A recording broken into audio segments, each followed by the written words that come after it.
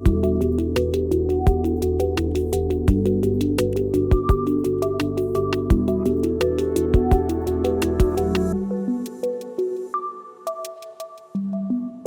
we need the global powers, really, the G20, members of the G20 in particular, to both deliver, enhanced emissions targets if they haven't already. And let's be very honest, there are those in our part of the world, very close neighbors, who have not delivered enhanced targets. And if the wealthiest nations that are producing most of the emissions don't come to the table with better targets, then we're all lost.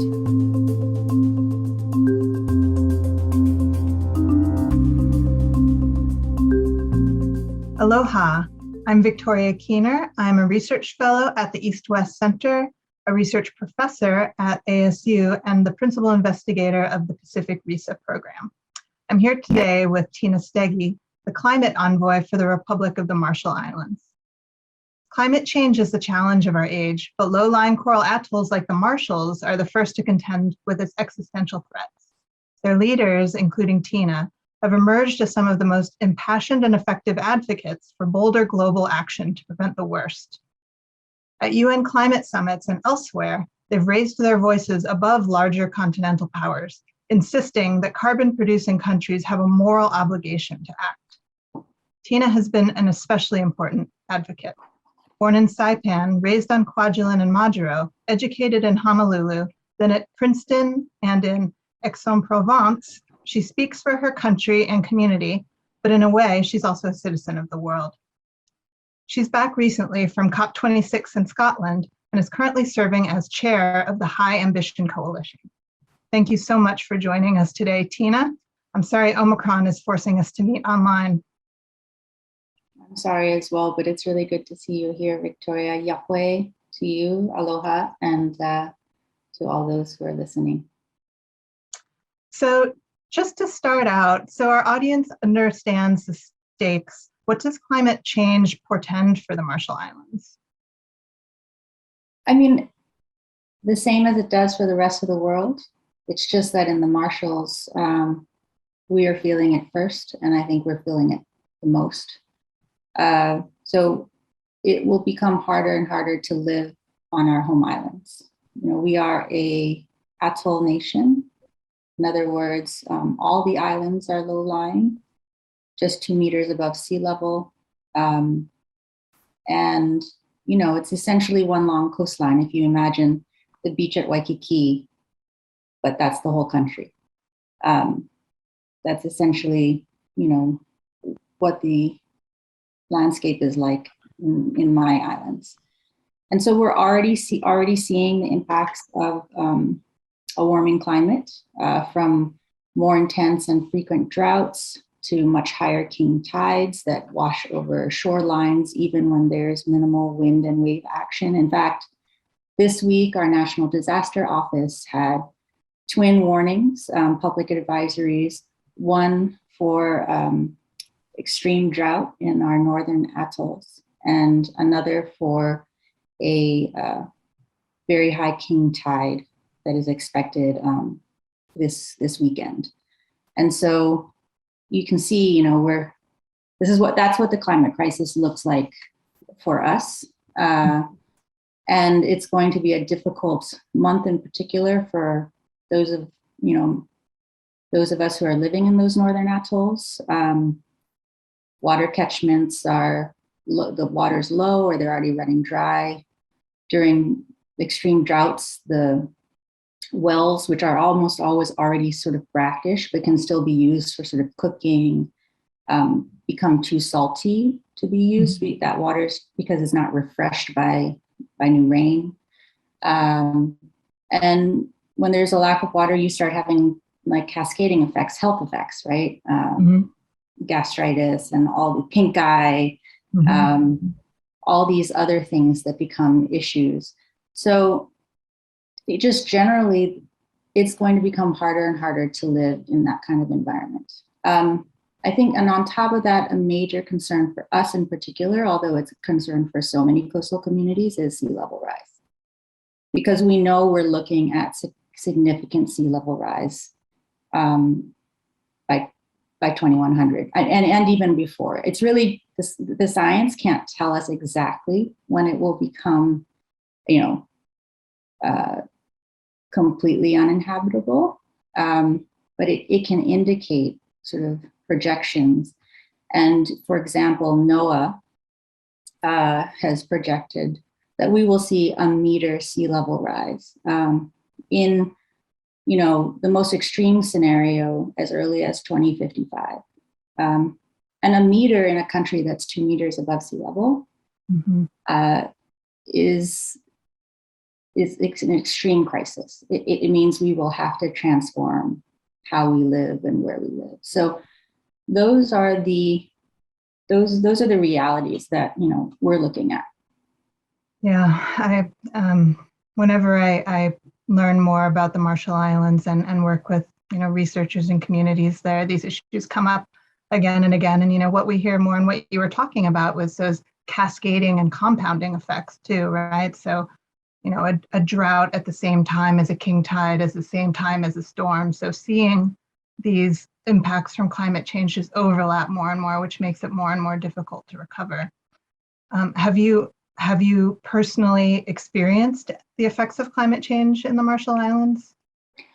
When I was at the most recent climate conference in Glasgow, friends and family were sending me videos and pictures of a king tide that was happening, which had caused flooding in one of the parts of the property that my family lives on. So my brother's house is on the lagoon side, and he's in a particularly sort of area that seems particularly low. And when there are really high king tides, what we get is actually the water just kind of bubbling up through the surface of the ground.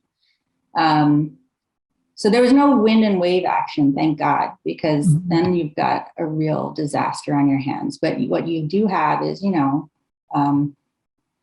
trees affected by that saltwater inundation.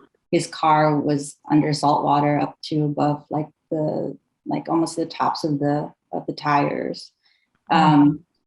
So I've lived in the United States actually for a very long time. When I've been home at different times, I've seen when we have king tides, in particular, and you sort of have wash over, particularly by our airport.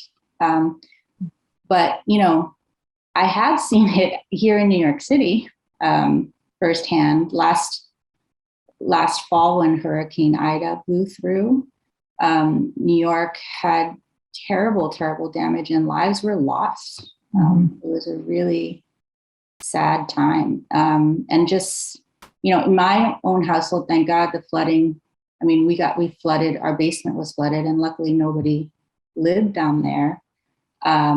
It was the 3rd time my basement flooded last year due to heavy rains. So, I'm seeing it. Everybody's seeing it. You don't have to be in the Marshalls to see the effects of climate change. Not anymore.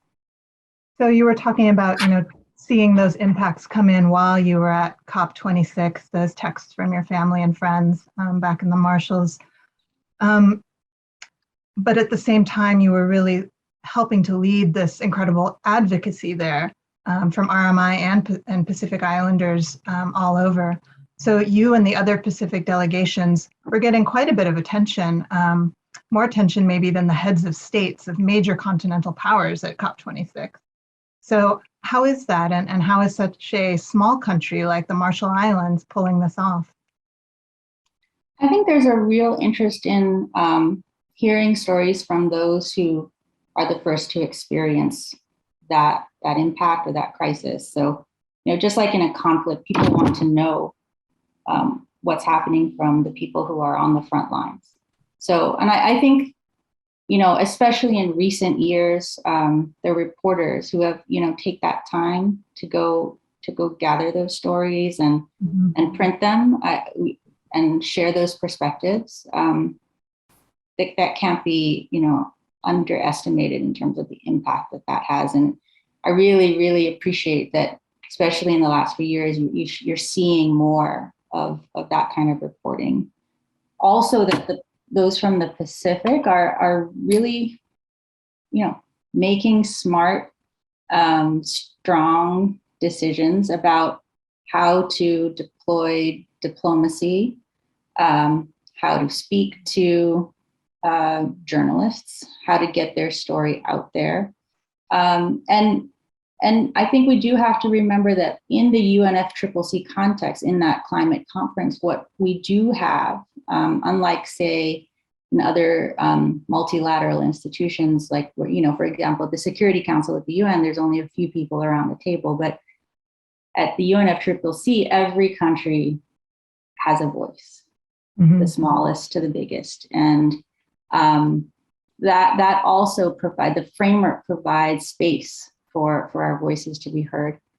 And then we're making sure that they're heard. The Marshall Islands, for example, formed the High Ambition Coalition under Tony DeBruym.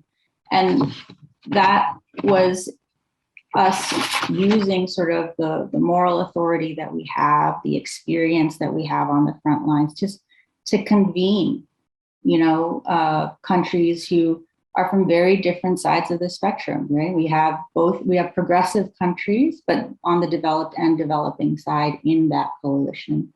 And that kind of diplomatic action is what Pacific Islands have done and still do in those spaces to make sure that, we really get the message out there.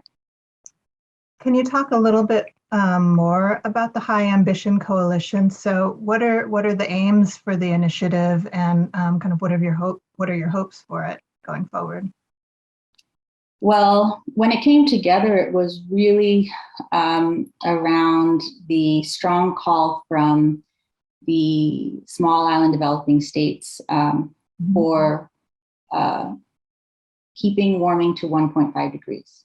So this is back before Paris in 2015. Lots of people have been discussing that, but to be honest, it was a measure seen as fairly radical and unrealistic, and one that, the islands were behind, but we could never really get any of the major countries to come on board for.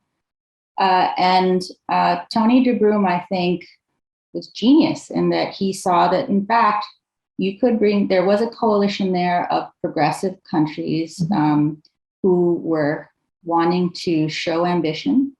And so you brought in big players like the United States that really made a huge difference, who said, actually, we want to commit to 1.5. It may seem unrealistic, but in setting that ambitious goal, it gives us a goal to work toward.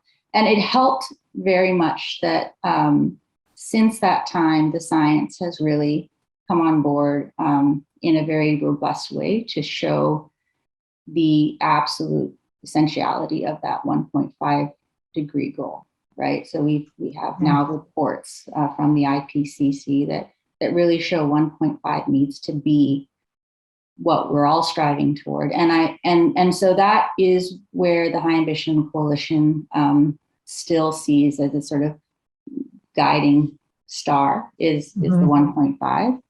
It continues to be that. But at this COP, we really, as RMI, tried to expand what we could rally around in terms of ambition. So it's not just 1.5 and bringing emissions down to stay in line with 1.5, but it's also recognizing that there are many of us who are going to have and are having very big challenges living in what we are now, which is 1.1, right? It's going to be even worse at 1.5. If we can keep it to 1.5, there will still need to be so much help and resources provided to achieve that. So the High Ambition Coalition really set out a vision of ambition at this COP that was not just looking at mitigation issues, but also adaptation and finance. And that's what we set out to do at COP26.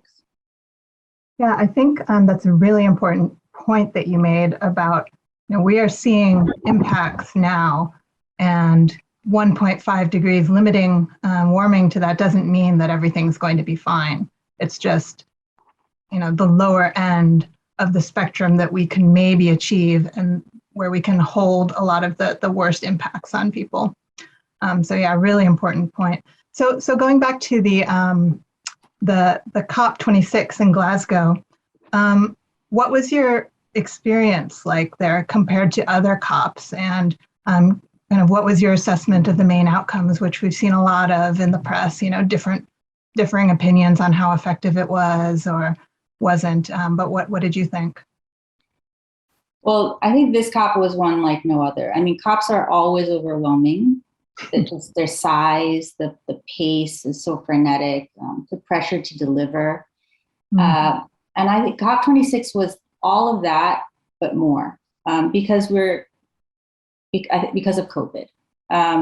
First of all, there were protocols in place that, gave it a little bit sense of just surrealism. You were meeting in these massive rooms with sort of enormous ventilation systems that created this sort of constant whirring noise in the background, which made it very hard to hear. And you're trying to negotiate and establish relationships. And then every hour, this sort of disembodied voice would come on over the PA system, reminding you to put your mask on. And in the meantime, you're literally among tens of thousands of people running around, meeting with each other all day, every day. So it just was a sort of, I think it took an intense experience at any time and sort of tipped it over into sort of more extreme territory.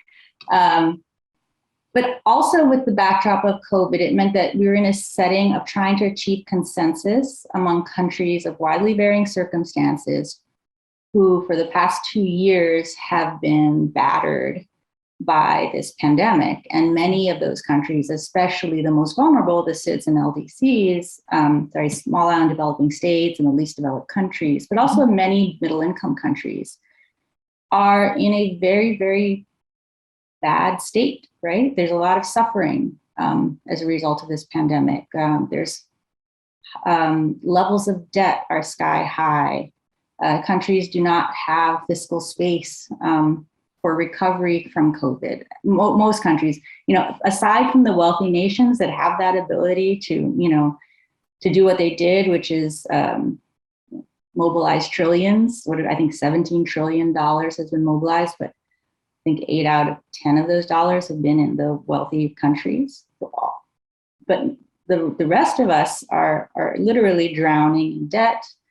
And so it's against that backdrop that people are trying to come together to achieve consensus. And there's a lot of distrust and sort of lack of credibility to the process going in. So I really wasn't sure what was going to happen there. It really, the stakes were kind of stacked against us in terms of just the process.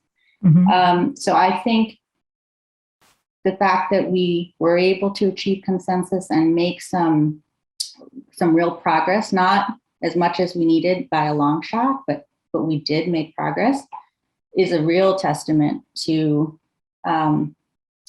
what I think people did recognize, which is the urgency of responding to this crisis in a global manner, mm-hmm. and the fact that this is the framework that we have to do it.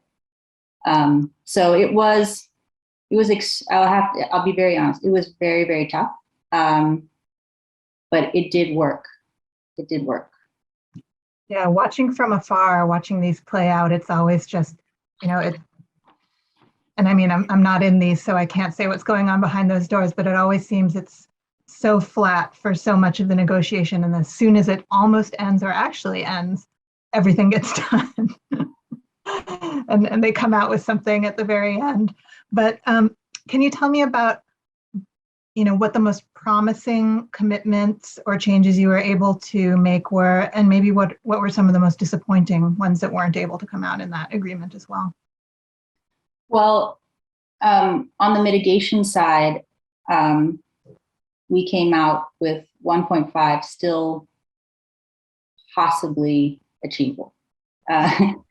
I think the UN Secretary General has said it's like on life support, but we could achieve it, and that was done because countries agreed to come back to the table annually in this decade, which is this is the decade. Whether or not we keep 1.5 alive depends on what we do between now and 2030. And essentially, we came out with an agreement that focuses efforts at the political level, particularly sort of annual meetings of ministers and countries saying they will submit new enhanced emissions targets this year and not wait until 2025, which is what we would have done pre-Glasgow.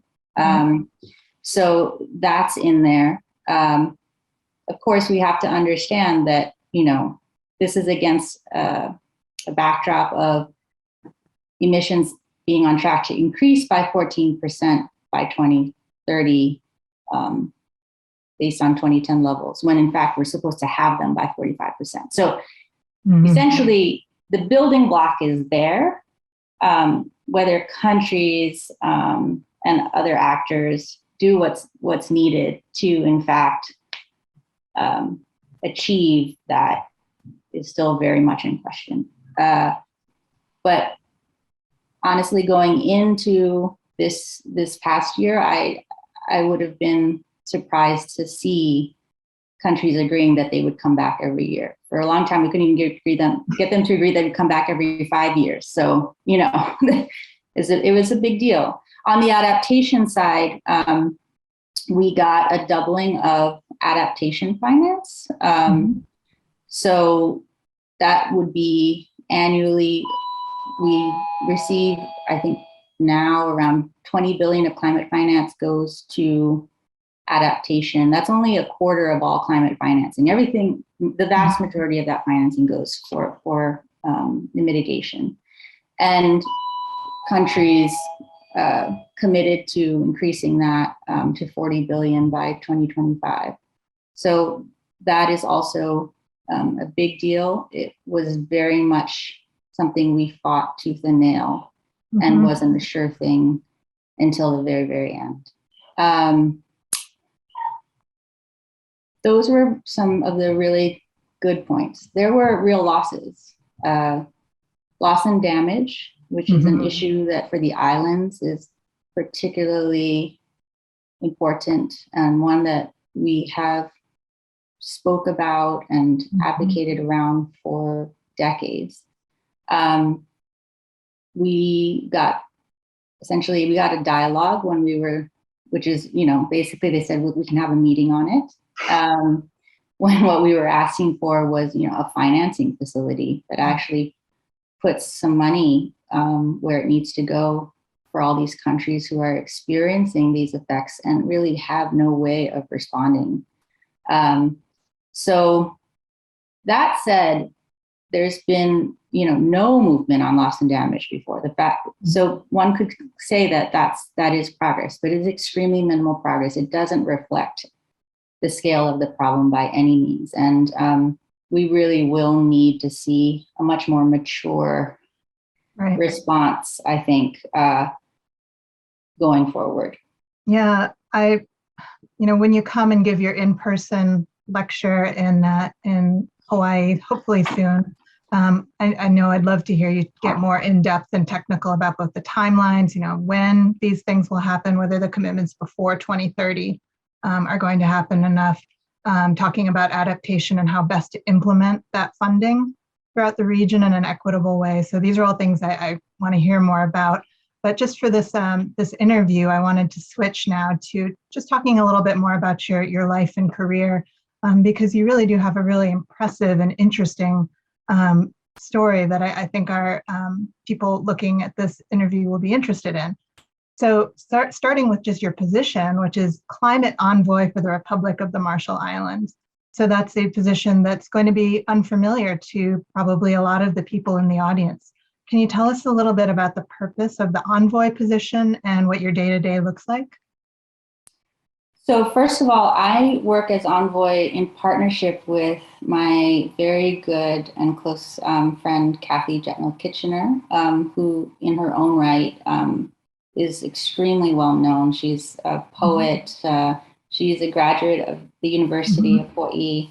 And we came on together in 2018. Seems so long ago.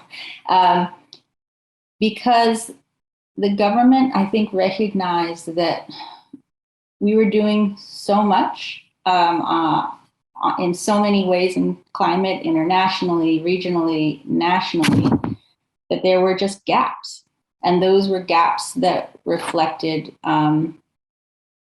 just lack of capacity sort of to connect up the dots in all the different initiatives that we were engaged in on climate. And the government was doing an exercise to make its approach to the crisis just more holistic, so that essentially the climate lens was applied to everything we did. And they needed people who could sort of work across our different departments and ministries, who could work across the different multilateral and international institutions. And Envoy seemed the way to go, essentially. And what I do is connecting up the dots. I'm able to talk to someone who's working on a climate security project on the ground, who has just come back from an outer island and done field work to how climate effects are impacting that community, and link it up to sort of the UN peace building fund that is actually funding the project, right? And then after this call, I have a call with the office in Fiji that is sort of managing that project at a regional level. So it really is just sort of trying to connect up all these different dots of what the Marshals is doing on climate, sort of at all levels. And I'm very lucky to work with Kathy because she's in the Marshals, and so we're able to sort of keep that connection between sort of domestic and international quite strong through our relationship as well. There's a lot of balls we're juggling, and it's just really helpful to have somebody I work with to juggle them. Yeah, that's, I actually think hearing more about that all countries need that double climate envoy, both domestically and internationally set up.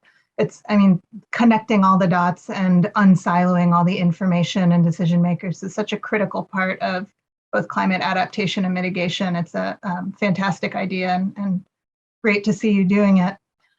So what is your favorite part of that job, and what are some of the challenges that you found having to overcome in it? I think the favorite part of the job for me is being exposed to and meeting so many people in so many different contexts who are passionate about responding to this crisis. And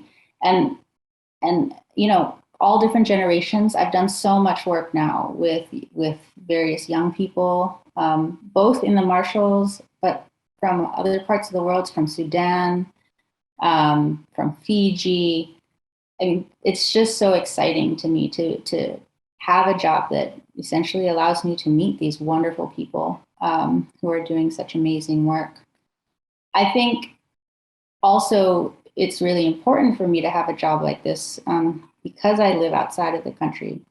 And this job in a way helps keep me connected personally too to my home. So that's very, very important to me. I think it's also the greatest challenge. I have lived outside of the country for a long time, and that has always been pretty manageable because the job itself required me to do a lot of going home and working. And in the last 2 years, that hasn't been possible. And I would say that has been probably the biggest challenge for me. Yeah, it's been challenging for everyone during this time not to be able to see families, and especially with all of the travel restrictions in the islands to keep communities safe. So I hope you're able to get back soon. I hope so too. And I think those, sorry to interrupt, but those, Oh, no. I mean, I don't want to say that they haven't, they're exactly what needs to be done. I'm really proud of my country for how they've handled this pandemic to make sure that we keep people safe, and particularly our elderly and our youngest ones. So it's all very much what needed to be done. It's just hard on everyone, as you say. Right. Yeah, bittersweet, but the islands have been doing a fantastic job. So I wanted to, you mentioned your ability to talk to a lot of people, work with a bunch of students, and I know a bunch of students and young people will be watching this and interested in your journey to get where you are. So how has your educational background prepared you for this? And if you're talking to students who might be listening, what kinds of things do you think they should study in school to take on leadership roles like this in meeting the climate challenge? So I went to elementary school in the Marshalls, but actually my family sent me to Hawaii for high school. And I lived with a sort of foster family while I was there. I went to high school. And then I left Hawaii and came to the East Coast to go to Princeton for college. And then I went on and I did some graduate work in France. And I think for me, all of those choices to sort of go abroad for schooling, it's really about putting me, basically getting uncomfortable. And I really encourage students to do this. If you're uncomfortable, it kind of means you're sort of forced to grow and learn. It worked for me. Like those decisions to kind of go far afield were really instrumental in helping me grow and really meet new people and try to understand where they were coming from. It was extremely important in all of those travels of leaving that I was always able to go home. So I'm not at all, like, I think having home as sort of your grounding center is just as important. I don't think you can leave without the place to go back to and have it be very productive. But yeah, so yeah, that fact of leaving and being in an entirely new place with new people and sometimes new languages, it really helped me grow. Yeah, no, that's great advice. And I would say there's something similar in my career too, kind of always pushing into that place where you're a little bit or a lot uncomfortable in the space where you are. It means that you're doing something right. So let's go on now back to kind of the actions that you think might be needed for the Pacific to thrive in the face of all these climate threats. So in looking at the future of the RMI and other Pacific islands, what must be done to save them and guarantee the livelihoods and growth of the communities and people there? I mean, 1.5 needs to remain and be sort of our guiding star. And we need the global powers, really, the G20, members of the G20 in particular, to both deliver, enhanced emissions targets if they haven't already. And let's be very honest, there are those in our part of the world, very close neighbors, who have not delivered enhanced targets. And if the wealthiest nations that are producing most of the emissions don't come to the table with better targets, then we're all lost. I mean, that's kind of the first step. And we need that to happen this year. I mean, we need to see that at COP27. We need to see it before COP27, really. But in addition to the target, it can't just be about the targets. It has to be about the policies, right? The real world policies that will deliver on those targets. And that means not just urgency in the countries like the United States, which, need to do things like pass the Build Back Better legislation, or the parts related to climate in particular, to sort of fund those, get those policies in place and fund the transformation, right. But also make sure that that urgency and it translates to help to other countries that need to transform, because it's not going to work if just one country does it. It literally, everybody needs to do this for it to work. And many countries don't have the wherewithal to transform. They just don't. The globe, our global society, there's so much wealth. It's there. We just have to make sure it goes to the right places so that, we can all benefit. So I think that's what we need. It really needs to be about the G20 in these next years on the mitigation side. And on the adaptation side, again, those countries really need to come forward with resources for those who are the most vulnerable. Yeah, and watching what's happened over the last couple of years of the pandemic, with more wealth and power being concentrated, isn't exactly an optimistic example. But so when you're looking at the G20 powers and the continental powers that you hope most to affect with your actions, and those are the high ambition coalition, where do you think there's the most leverage in moving forward, and where do you think more is needed? Well, the pressure needs to be there across the board. The U.S. has a real opportunity to show leadership. I mean, a real significant opportunity to show leadership in an area that has really been lacking the leadership. And so I really, hope and pray that the U.S. government will be able to put in place those climate provisions of the Build Back Better package. I really look to our neighbors like Australia to do more. I think we really need to see that those who are closest to us and should understand, what our challenges are and what our plight is, that they also show leadership kind of on our behalf, right? And I think that's what we look to those in our own region. I mean, we look to like a place like Hawaii, right, who kind of have a particular place within the United States system to influence and to be a strong voice within the system, to echo and amplify what the voices probably outside that system are saying.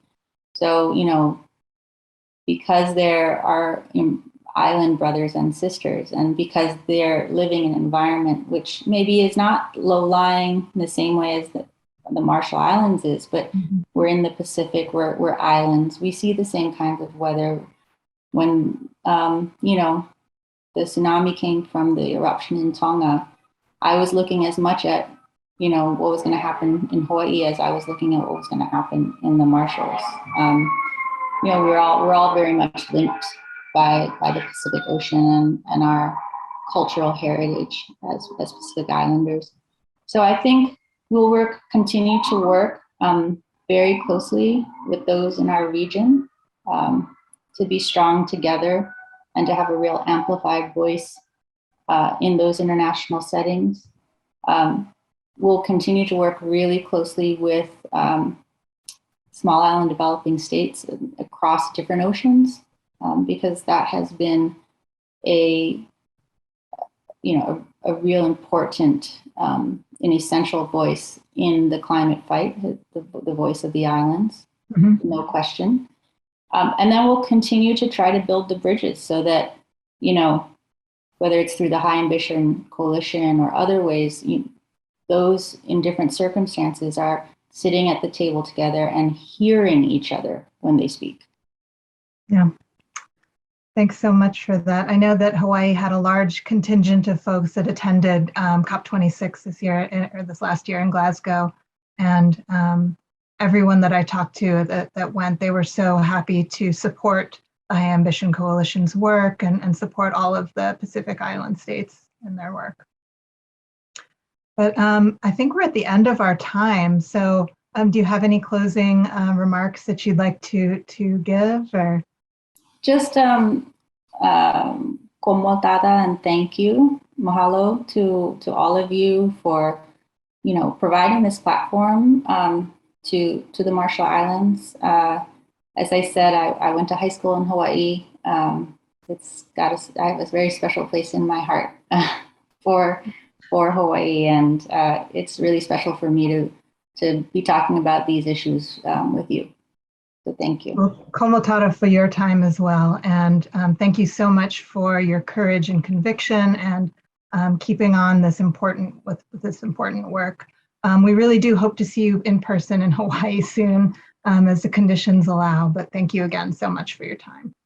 Thanks. Bye.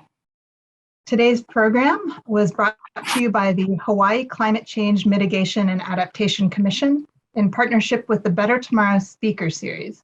It's part of a series of climate-related events known as the Ha'o Kekai Collection, or Breath of the Sea. The Better Tomorrow Speaker Series is a joint venture of the University of Hawaii at Manoa, Hawaii Community Foundation, and Kamehameha Schools. Today's event is also sponsored by the East-West Center and the Pacific RISA. On whatever platform you're watching or listening, please subscribe so you can get updates and access to new programs. Thank you so much for joining us, and aloha.